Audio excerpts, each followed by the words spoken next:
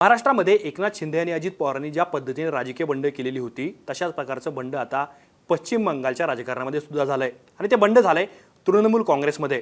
ममता बॅनर्जी पश्चिम बंगालच्या दोनदा मुख्यमंत्री राहिलेल्या ममता बॅनर्जी यांच्या पक्षामध्ये 58 आमदारांनी वेगळा गट स्थापन केलाय आणि त्या गटाला बंगालच्या विधानसभेच्या अध्यक्षांनी सुद्धा मंजुरी दिली आहे। त्याच गटातल्या एका नेत्याला आता विरोधी पक्षपदाची सुद्धा धुरा देण्यात आली की त्याला मान्यता अध्यक्षांनी दिलेली आहे। पण सगळ्यात महत्त्वाचं म्हणजे ममता बॅनर्जींनी एका दुसऱ्या पक्षातून हकालपट्टी झालेल्या त्या नेत्याला थेट राज्यसभेत पाठवलेलं होतं। संपूर्ण देशामध्ये कोलकात्यातलं जे आर्जीकर प्रकरण गाजलं, या प्रकरणामध्ये ज्या खासदाराचा राजीनामा झाला त्या ठिकाणी आज ज्याने बंड केले त्याला ममता बॅनर्जींनी पाठवलेलं होतं। त्या नेत्याची राजकीय हिस्ट्री नेमकी काय आहे, ज्याने बंड केले त्याचं नाव काय आहे। एक प्रकारे महाराष्ट्रामध्ये ज्या पद्धतीने एकनाथ शिंदे अजित पवार यांनी बंड करून जी राजकीय ओळख निर्माण केली तशाच प्रकारची ओळख निर्माण करण्याचा प्रयत्न बंगालमध्ये कोण करू पाहत आहे, या सगळ्या प्रश्नांची उत्तर मी तुम्हाला या व्हिडिओच्या माध्यमातून सांगणार आहे। नमस्कार, मी या ठिकाणी मुंबई तकमध्ये तुम्हा सर्वांचं स्वागत आहे। तर त्या नेत्याचं नाव आहे रितब्रता बॅनर्जी। आता रितब्रता बॅनर्जी यांनी वेगळा गट स्थापन केलेला आहे पश्चिम बंगालमध्ये। ते आता सभापतींनी मान्यता दिल्यानंतर म्हणजे विधानसभेच्या अध्यक्षांनी मान्यता दिल्यानंतर ते पश्चिम बंगालचे विरोधी पक्षनेते ठरलेत। रितब्रता बॅनर्जी यांचा राजकीय इतिहास काय आहे, त्यांचा एक प्रकारे ते कशा पद्धतीने पक्षांतर करून आजच्या इथल्या प्रवासापर्यंत पोहोचलेत ते मला तुम्हाला सांगायचंच। परंतु थोडक्यात आधी बंगालमध्ये नेमकं काय घडतंय। 80 पेक्षा जास्त आमदार ममता बॅनर्जी यांच्याकडे आहे आणि त्यांच्या पक्षातले जवळपास 58 आमदार यांनी वेगळा गट स्थापन केलाय आणि त्यांचं म्हणणं असं आहे की आमच्या खोट्या सह्या घेण्यात आल्या, आम्हाला विश्वासात घेतलं गेलं नाही। अनेक प्रकारे त्यांनी ममता बॅनर्जी यांच्याच आदर्शाखाली किंवा त्यांच्याच मार्गदर्शनाखाली काम करण्याचं ठरवलंय। परंतु एकनाथ शिंदे यांनी शिवसेनेमध्ये जसा वेगळा गट स्थापन केलेला होता, अजित पवारांनी जसा महाराष्ट्रामध्ये वेगळा राष्ट्रवादीचा गट स्थापन केलेला होता, तशाच प्रकारे तृणमूल काँग्रेसचा एक वेगळा गट विधिमंडळामध्ये स्थापन केला। आता रितब्रता बॅनर्जी कोण आहे हे तुम्हाला मी सांगणार आहे। प्रारंभीचा त्यांचा राजकीय प्रवास काय आहे।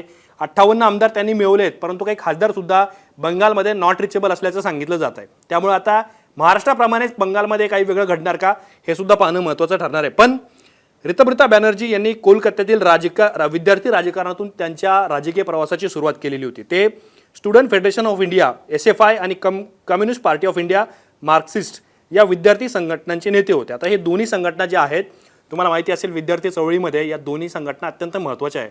विद्यापीठी किंवा कॉलेजच्या जीवनामध्ये तुम्ही या संघटनांचं नाव ऐकलं असेल आणि बंगालमध्ये ज्यावेळेला डाव्यांची सत्ता होती त्यावेळेला या संघटना बंगालमध्ये आक्रमकपणे एक प्रकारे प्रचार करायच्या। त्या संघटनांचं नेतृत्व कोलकात्यामध्ये रितब्रता बॅनर्जी यांनी केलेलं आहे।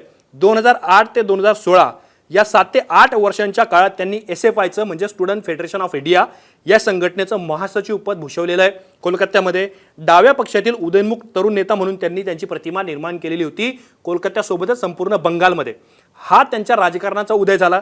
दुसरा महत्त्वाचा मुद्दा, त्यांना राज्यसभा कशी मिळाली, म्हणजे एक तरुण नेता जो कॉलेज जीवनातून किंवा कोलकात्यामधून डाव्या संघटनांना एक प्रकारे त्याच्यामध्ये जातो, आंदोलन वगैरे करतो आणि त्यानंतर 2014 मध्ये वयाच्या 34व्या वर्षी कम्युनिस्ट पार्टी ऑफ इंडिया मार्क्सिस्टने त्यांना थेट राज्यसभेमध्ये पाठवलं पश्चिम बंगालमधून आणि त्यानंतर ते केवळ बंगालच नाही तर संपूर्ण भारतामध्ये एक पक्षाचे तरुण, प्रभावी आणि राष्ट्रीय चेहरे म्हणून उदयास आले। आता रितब्रता बॅनर्जी यांच्या भोवतीचं वादळ कधी निर्माण झालं, वाद कधी निर्माण झाला तर 2017 मध्ये पक्ष शिस्तभंग, कथित पक्षविरोधी कारवाई आणि नेतृत्वावर सार्वजनिक टीका अशा कारणामुळे त्यांचं निलंबन हे CPI मधून करण्यात आलं आणि त्यानंतर काही काळानंतर त्यांची पक्षातून थेट हकालपट्टी करण्यात आली। आता ज्या नेत्याचा राजकीय उदय किंवा ज्याची राजकीय विद्यार्थी चळवळीतून ज्या पद्धतीने पॉलिटिक्समध्ये नाही एंट्री मारली, त्याच पक्षाने किंवा त्याच विचारधारेच्या पक्षाने 2017 मध्ये त्यांचं आधी निलंबन केलं आणि त्यानंतर त्यांची हकालपट्टी करण्यात आली आणि त्यांच्याकडे म्हणजे पक्षांतर गटबाजीचं कारण देत, म्हणजे या सगळ्या गोष्टी ज्या घडल्या या पक्षातल्या अंतर्गत गटबाजीमुळेच घडल्या अशी चर्चा बंगालच्या राजकारणामध्ये 2017 मध्ये त्यावेळेला झालेली होती। आता हीच संधी पाहून ममता बॅनर्जी यांनी एक प्रकारे रितब्रता बॅनर्जी यांना काय प्रकारे आपण ज्याला म्हणूयात त्यांना गळाला लावण्याचे प्रयत्न सुरू केले। डाव्या पक्षामधून जर एवढा विद्यार्थी दशेच्या राजकारणातून सोबत आलेला, एवढा संघर्ष केलेला नेता आपल्या पक्षामध्ये जर आला तर त्याचा फायदा होऊ शकतो याची जाण ममता बॅनर्जी यांना होती। अर्थात ती त्यांची आता चूक ठरताना दिसते। म्हणून त्यांनी काय केलं तर त्यांना CPI मधून हकालपट्टी झाल्यानंतर रितब्रता बॅनर्जी यांना ममता बॅनर्जी यांनी आपल्या पक्षात घेतलं। त्यानंतर त्यांनी काय केलं, केवळ पक्षामध्ये घेतलं नाही तर पश्चिम बंगाल कामगार संघटनेच्या मुख्य अध्यक्षपदी ही ऋतुव्रता बॅनर्जी यांची डायरेक्ट नियुक्तीच करून टाकली आणि त्यानंतर त्यांनी एक प्रकारे संघटनेमध्ये पक्षामध्ये काम करायला सुरुवात केली तृणमूल काँग्रेसमध्ये 2017च्या नंतर. आता ज्या वेळेला त्यांना CPIने राज्यसभेवरती पाठवलेलं होतं, हा विचार ममता बॅनर्जी यांच्या डोक्यात होताच, म्हणून त्यांनी काय केलं, त्यांना पुन्हा एकदा राज्यसभेवरती पाठवलं TMCकडून, म्हणजे तृणमूल काँग्रेसकडून, पश्चिम बंगालमधूनच. आणि त्यानंतर कामगार संघटनांचे अध्यक्ष ते होतेच, विद्यार्थी चळवळीपासून त्यांना त्यांच्या राजकारणाचा अनुभव होताच. पण 2026च्या बंगाल विधानसभा निवडणुकीमध्ये सुद्धा ऋतुव्रता बॅनर्जी यांना विधानसभा निवडणुकीची उमेदवारी देण्यात आली. आता इथपर्यंत सगळं ठीक होतं. मी तुम्हाला त्यांच्या राजकारणाचा इतिहास सांगितला, CPIमध्ये ते कसे काम करायचे, त्यांची कशी हकालपट्टी झाली, त्यानंतर त्यांच्यावरती ममता बॅनर्जी यांची कशी नजर पडली, त्यांना दोनदा, एकदा CPIकडून एकदा TMCकडून कशी राज्यसभेची उमेदवारी मिळाली, हे सगळं मी तुम्हाला सांगितलं. पण वाद नेमका कुठं सुरू झाला? वाद सुरू झाला आहे 2026मध्ये, ज्यावेळेला पक्षातली अंतर्गत गटबाजी, बंडाळी आणि त्यानंतर बंड, एक प्रकारचं म्हणजे आमदारांनी वेगळं होणं, वेगळं गट स्थापन करणं. मे जून 2026 म्हणजे मागच्या महिन्यात आणि या महिन्यात तृणमूल काँग्रेसची एक प्रकारे 1 महिनाभरापूर्वी सत्ता गेली आणि भारतीय जनता पार्टीने बंगालमध्ये ऐतिहासिक विजय मिळवला. त्यावेळेला पक्षामध्ये ज्या काही राजकीय हालचाली झाल्या त्याचं केंद्रस्थान हे ऋतुव्रता बॅनर्जी होते. पक्षाने त्यांच्यावरती पक्षविरोधी कारवाया केल्याचा आरोप केला आणि त्यांना पक्षातून हाकलून लावलं. आणि त्याच वेळेला ऋतुव्रता बॅनर्जी यांनी संधी साधली आणि पक्षातल्या असंतुष्ट आमदारांना सोबत घेतलं आणि दावा एक प्रकारे वेगळ्या गट पडल्याचा दावा केला आणि तसं पत्र त्यांनी विधानसभेच्या अध्यक्षांनी दिलं. पण इथेच ऋतुव्रता बॅनर्जी यांची एक बाजू आहे. ज्या वेळेला अभिषेक बॅनर्जी यांनी विधानसभेच्या अध्यक्षांना पत्र पाठवलं की या लोकांची विरोधी पक्षनेतेपदी निवड करा, त्यावेळेला काही आमदारांच्या सह्या तिथे देण्यात आलेल्या होत्या. आणि सगळ्यात महत्त्वाचं म्हणजे जी आमदारांची बैठक बोलवण्यात आलेली होती, त्या बैठकीला जेवढे आमदार उपस्थित होते त्याच्यापेक्षा जास्त सह्या विधानसभेच्या अध्यक्षांकडे पाठवण्यात आलेल्या होत्या. त्यांचं म्हणणं असं होतं की आम्ही बैठकीला नव्हतं, मग आमच्या सह्या कुणी केल्या? या सगळ्या प्रकरणाची थेट CID चौकशी सुरू झाली आणि या चौकशीच्या घेऱ्यात अभिषेक बॅनर्जी यांच्यावरती टीका व्हायला लागली. आणि त्याच वेळेला एक प्रकारे ऋतुव्रता बॅनर्जी यांनी ज्या लोकांचे आक्षेप आहेत अभिषेक बॅनर्जी यांच्या कार्यपद्धतीवरती, ममता बॅनर्जी यांच्या राजकारणावरती, त्या सगळ्या आमदारांना एकत्र केलं आणि वेगळा गट स्थापन करण्याची हालचाल सुरू केली. आणि याची चाहूल ज्या वेळेला ममता बॅनर्जी यांना लागली तोपर्यंत प्रचंड वेळ झालेला होता, त्यांची पक्षातून हकालपट्टी झाली. परंतु तोवर त्यांनी त्या सगळ्या आमदारांना एक प्रकारे कम्युनिकेट केलेलं होतं, त्यांच्या सह्या घेतलेल्या होत्या आणि ते पत्र विधानसभेच्या अध्यक्षांपर्यंत सुद्धा पोहोचत होतं. आणि आता आज विधानसभेच्या अध्यक्षांनी त्यांच्या गटाला मंजुरी दिली किंवा मान्यता दिली आणि ऋतुव्रता बॅनर्जी आता हे विरोधी पक्षनेते असतील आणि तृणमूल काँग्रेसमध्ये फूट पडल्यानंतर दुसऱ्या गटाला सुद्धा एक प्रकारे कायदेशीर मान्यता देण्यात आलेली आहे. आता सगळ्यात महत्त्वाची गोष्ट मी जी तुम्हाला सांगितली होती, ममता बॅनर्जी यांनी काय चूक केली? ममता बॅनर्जी यांना माहिती होतं की आपली सत्ता गेल्यानंतर ज्या पद्धतीने देशभरामध्ये शिवसेना, राष्ट्रवादी या 2 पक्षांसारखे अनेक पक्ष फोडण्यात आले, त्यावेळेला पक्षावरचा कंट्रोल त्यांचा हरवला होता का? हा सुद्धा प्रश्न आता राजकीय वर्तुळामध्ये विचारला जातोय. अभिषेक बॅनर्जी, कल्याण बॅनर्जी यांच्यासारख्या तृणमूलच्या अनेक खासदारांसोबत मागच्या काही काळामध्ये, काही दिवसामध्ये जे काय घडलंय, त्यांना जी काय हाणामारी झाली आहे, त्यामुळे सुद्धा पक्षामध्ये एक प्रकारे नाराजी होती.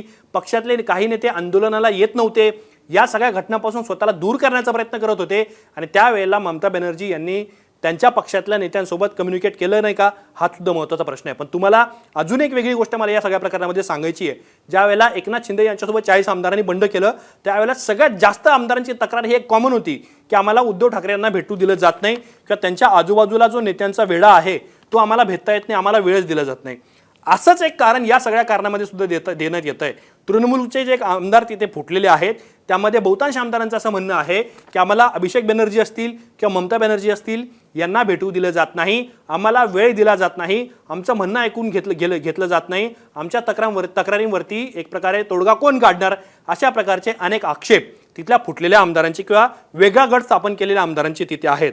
पण सगळ्यात महत्त्वाची गोष्ट अशी आहे की राष्ट्रवादी काँग्रेस आणि शिवसेना या 2 पक्षांच्या बाबतीत महाराष्ट्रामध्ये जे काय राजकारण झालं, एकनाथ शिंदे आणि अजित पवारांनी ज्या पद्धतीने पक्षामधून फुटून वेगळा गट स्थापन केला, सेम कॉपी टू पेस्ट अशा प्रकारची घटना आता बंगालमध्ये घडल्याचं पाहायला मिळते. फक्त याच्यामध्ये फरक असा आहे आणि तो फरक सांगितला गेला पाहिजे, कारण या 2 गटांनी फुटून भारतीय जनता पार्टीमध्ये सत्तेत असलेल्या पक्षामध्ये एक प्रकारे त्यांच्यासोबत युती करायचा निर्णय घेतलेला होता.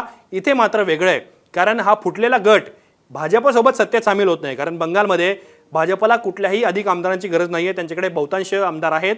ज्या जादुई आकडा त्यांच्याकडे बंगालमध्ये जेवढा आहे त्याच्यापेक्षा जास्त आमदार भाजपकडे आहेत. त्यामुळं हा जो फुटलेला गट आहे विरोधी पक्षात राहण्याची शक्यता सगळ्यात जास्त आहे आणि या विरोधी गटातल्या फुटलेल्या गटाचं किंवा विधानसभा अध्यक्षांनी दिलेल्या मान्यता दिलेल्या गटाचं नेतृत्व हे ऋतुप्रता बॅनर्जी करतील. पण सगळ्यात महत्त्वाची गोष्ट, पश्चिम बंगालमध्ये सगळ्यात जास्त खासदार हे तृणमूल काँग्रेसकडे आहेत आणि त्यातले 10 ते 12 खासदार नॉट रिचेबल असल्याची माहिती समोर येते आहे.